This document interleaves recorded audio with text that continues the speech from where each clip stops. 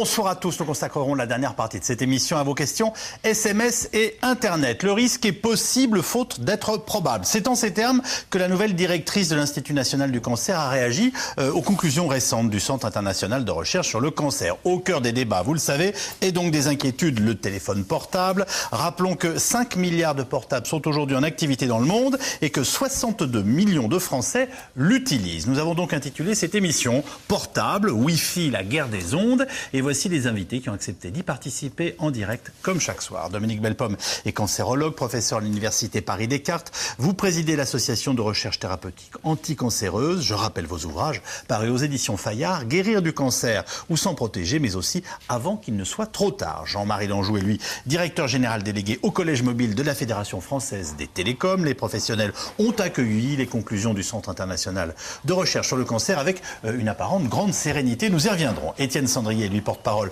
de l'association Robin des Toits, qui lutte pour faire reconnaître la dangerosité des ondes électromagnétiques. Votre livre, publié en 2008 aux éditions du Rocher, était lui intitulé « Et si la téléphonie mobile devenait un scandale sanitaire ?» Enfin, Alain Geste est député UMP de la Somme. Vous êtes l'auteur d'un rapport sur les incidences éventuelles de la téléphonie mobile sur notre santé, rapport rendu pour l'Office parlementaire d'évaluation des choix scientifiques et technologiques. Professeur Bellepomme, vous venez de déclarer à nos confrères de l'Express qu'il fallait interdire le portable aux moins de 12 ans.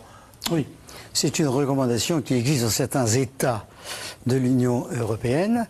Il est clair que si vous voulez, plus on est jeune, plus les risques sont importants sur la santé. Autrement dit, ça va du fœtus à l'adolescence. Et nous savons pertinemment maintenant, d'ailleurs c'est ce que laissent entendre les études de mon ami et collègue suédois Lennart Ardell, que le risque par exemple de tumeur du cerveau est multiplié par 5 chez les moins de 20 ans. Alors vous voyez que la recommandation, notamment en Grande-Bretagne, qui est d'interdire l'utilisation du portable chez les moins de 12 ans, c'est par précaution. Et alors, vous nous dites, le principe, pardon, parce que c'est important pour ceux qui nous écoutent ce soir, vous dites aux parents qui regardent cette émission, aux enfants éventuellement qui veulent un portable, il est, et très honnêtement, ils en ont globalement tous envie, et les parents aussi, parce que ça les rassure d'avoir ce contact avec leur enfant, que c'est quand même un outil qui a bouleversé notre vie.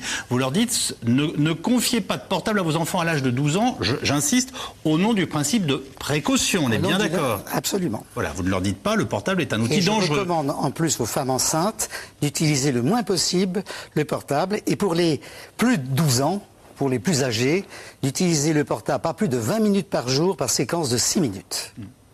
Tout simplement parce que il y a non seulement l'intensité du champ électromagnétique qui compte, mais également la durée d'exposition. Et des intensités faibles qui sont prolongées peuvent nuire, bien sûr,